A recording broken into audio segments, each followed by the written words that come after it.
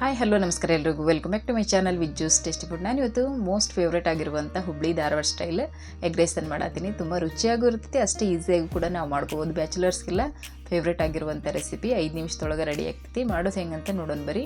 ನಾನಿಲ್ಲಿ ಮೊದಲಿಗೆ ರೈಸನ್ನು ಮಾಡಿ ಎತ್ತಿಟ್ಕೊಂಡೇನಿ. ಈಗ ಒಂದು ಬಾಣಲೆನ ಇಟ್ಕೊಂಡು 2 ಸ್ಪೂನಷ್ಟು ಎಣ್ಣೆನ ಹಾಕೊಳತ್ತೀನಿ. ಅದಕ್ಕೆ ಎಗ್ಗನ್ನು ಒಡೆದ್ಬಿಟ್ಟು ಹಾಕೊಳತ್ತೀನಿ. ನಾನಿಲ್ಲಿ 4 ಎಗ್ಗನ್ನು ತೊಗೊಂಡಿನಿ.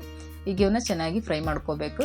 ಈಗ ಇದಕ್ಕೆ ಸ್ವಲ್ಪ ರುಚಿಗೆ ತಕ್ಕಷ್ಟು ಉಪ್ಪನ್ನು ಸೇರಿಸ್ಕೊಳತ್ತೀನಿ. ಅರ್ಧ ಸ್ಪೂನಷ್ಟು ಅಚ್ಕಾರದ ಪುಡಿ, 1 ಚಿಟಿಕೆ ಆಗುವಷ್ಟು ಗರಂ ಮಸಾಲ ಪುಡಿಯನ್ನು ಹಾಕ್ಕೊಂಡು ಈಗ ಇದನ್ನು ಎಗ್ ಬುರ್ಜಿಯನ್ನು ಮಾಡ್ಕೊಳ್ಳೋಣ. ಈ ರೀತಿ ಚೆನ್ನಾಗಿ ಮಿಕ್ಸ್ ಮಾಡ್ಕೊಳ್ತಾನೆ. ಇದನ್ನು ಪೀಸ್ ಗತೆ ಮಾಡಿ ಎತ್ತಿಟ್ಕೊಳ್ಳೋಣಂತ. ನೋಡಲಿ ಈ ರೀತಿ ಎಲ್ಲದನ್ನು ಚೆನ್ನಾಗಿ ಮಿಕ್ಸ್ ಮಾಡ್ಕೊಳ್ತಾನೆ. ಇವನ್ನ ಈ ರೀತಿ ಪೀಸನ್ನು ರೆಡಿ ಮಾಡ್ಕೊಳ್ಳೋಣ. ನೋಡಲಿ ಯಾವ ರೀತಿ ಆಗಿತ್ತು ಅಂತೇಳಿ. ಈ ರೀತಿ ಆಗಿರಬೇಕು. ಚೆನ್ನಾಗಿ ಈ ರೀತಿ ಫ್ರೈ ಮಾಡ್ಕೊಂಡು ಈಗ ಇದನ್ನು ಎತ್ತಿಟ್ಕೊಳ್ಳೋಣಂತ. ಇದಾದ್ಮೇಲೆ ಈಗ ಅದೇ ಬಾಣಲೆಗೆ ನಾನಿಲ್ಲಿ 3 ರಿಂದ 4 ಸ್ಪೂನಷ್ಟು ಎಣ್ಣೆನ ಹಾಕೊಂಡಿನಿ. ಈಗ 1.5 ಸ್ಪೂನಷ್ಟು ಶುಂಠಿ ಬೆಳ್ಳುಳ್ಳಿ ಪೇಸ್ಟನ್ನು ಹಾಕೊಳತ್ತೀನಿ. ಇದು ಹಸಿ ವಾಸನೆ ಹೋಗುತ್ತಾನೆ ಚೆನ್ನಾಗಿ ಫ್ರೈ ಮಾಡ್ಕೊಳ್ರಿ. ನಿಧಾನ ಉರಿ ಒಳಗನೆ ಇಟ್ಕೊಂಡು ಮಾಡ್ಕೋಬೇಕು ಇದನ್ನು. ಈಗಿದು ಚೆನ್ನಾಗಿ ಫ್ರೈ ಆದಮೇಲೆ ಈಗ ನಾನಿಲ್ಲಿ 3 ಸ್ಪೂನಷ್ಟು ಅಚ್ಕಾರದ ಪುಡಿನ ಹಾಕೊಳತ್ತೀನಿ. ನೀವು ರುಚಿ ಎಷ್ಟು ಬೇಕಲ್ಲ ನೋಡ್ಕೊಂಡು ಹಾಕ್ಕೊಳ್ರಿ.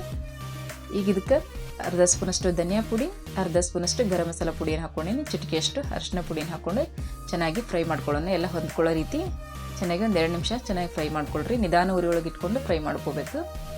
ಈಗ ಇದೆಲ್ಲ ಚೆನ್ನಾಗಿ ಫ್ರೈ ಆದಮೇಲೆ ಈಗ ಮಾಡಿಟ್ಕೊಂಡಿರುವಂಥ ರೈಸನ್ನು ಹಾಕ್ಕೊಳತ್ತೀನಿ. ಇದನ್ನು ಕೂಡ ಹಾಕ್ಕೊಂಡು ಎಲ್ಲ ಹೊಂದ್ಕೊಳ್ಳೋ ರೀತಿ ಫ್ರೈ ಮಿಕ್ಸ್ ಮಾಡ್ಕೊಳ್ಳೋಣಂತ. ಎಲ್ಲದಕ್ಕೂ ರೈಸಿಗೆಲ್ಲ ಅದು ಒಗ್ಗರಣೆ ಎಲ್ಲ ಮಿಕ್ಸ್ ಆಗಬೇಕು. ಆ ರೀತಿ ಚೆನ್ನಾಗಿ ಮಿಕ್ಸ್ ಮಾಡ್ಕೊಳ್ರಿ. ನೋಡ್ರಿ ಈ ರೀತಿ ಎಲ್ಲ ಹೊಂದ್ಕೊಳ್ಳೋ ಥರ ಚೆನ್ನಾಗಿ ಮಿಕ್ಸ್ ಮಾಡಿಕೊಂಡು ಈಗ ಇದಕ್ಕೆ ಸ್ವಲ್ಪ ರುಚಿಗೆ ತಕ್ಕಷ್ಟು ಉಪ್ಪನ್ನು ಸೇರಿಸ್ಕೊಳತ್ತೀನಿ. ನಾನಿಲ್ಲಿ ಅರ್ಧ ಸ್ಪೂನಷ್ಟು ಉಪ್ಪನ್ನು ಸೇರಿಸ್ಕೊಂಡೆ. ನೀವು ರುಚಿ ಎಷ್ಟು ಬೇಕಲ್ಲ ನೋಡಿಕೊಂಡು ಹಾಕ್ಕೊಳ್ರಿ. ಈಗ ಇದೆಲ್ಲ ಚೆನ್ನಾಗಿ ಮಿಕ್ಸ್ ಆದಮೇಲೆ ಈಗ ಇದಕ್ಕೆ ಮಾಡಿಟ್ಕೊಂಡಿರುವಂಥ ಎಗ್ ಬುರ್ಜಿಯನ್ನು ಸೇರಿಸ್ಕೊಳತ್ತೀನಿ. ಅಷ್ಟೇ ಸ್ವಲ್ಪ ಕೊತ್ತಂಬರಿ ಸೊಪ್ಪನ್ನು ಸೇರಿಸ್ಕೊಂಡು ಈಗ ಚೆನ್ನಾಗಿ ಹೈ ಫ್ಲೇಮ್ ಒಳಗೆ ಇಟ್ಕೊಂಡು ಇದನ್ನು ಫ್ರೈ ಮಾಡ್ಕೋಬೇಕು. ಈಗ ಇದು ಚೆನ್ನಾಗಿ ಮಿಕ್ಸ್ ಆದಮೇಲೆ ಈಗ ಇದಕ್ಕೆ 2 ಸ್ಪೂನಷ್ಟು ಸೋಯಾ ಸಾಸನ್ನು ಹಾಕೊಳತ್ತೀನಿ. ಸೋಯಾ ಸಾಸನ್ನು ಹಾಕ್ಕೊಂಡು ಹೈ ಫ್ಲೇಮ್ ಒಳಗೆ ಇಟ್ಕೊಂಡು ಚೆನ್ನಾಗಿ 1-2 ನಿಮಿಷ ನೀಟಾಗಿ ಫ್ರೈ ಮಾಡ್ಕೊಳ್ಳೋಣ ರೈಸನ್ನು. ಇದು ರೈಸೆಲ್ಲ ಜಾಸ್ತಿ ಫ್ರೈ ಮಾಡಿದಷ್ಟು ಟೇಸ್ಟಿಯಾಗಿರ್ತೈತಿ.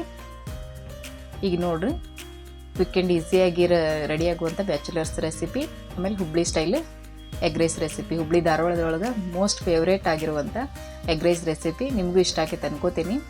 ಇಷ್ಟ ಆದರೆ ನೋಡ್ರಿ ಯಾವ ರೀತಿ ಬಂದೈತೆ, ಸಖತ್ತಾಗಿರ್ತೈತಿ. ಅಷ್ಟು ಟೇಸ್ಟಿಯಾಗೂ ಇರ್ತೈತಿ, ಕ್ವಿಕ್ಕಾಗಿ ಮಾಡ್ಕೋಬೋದು.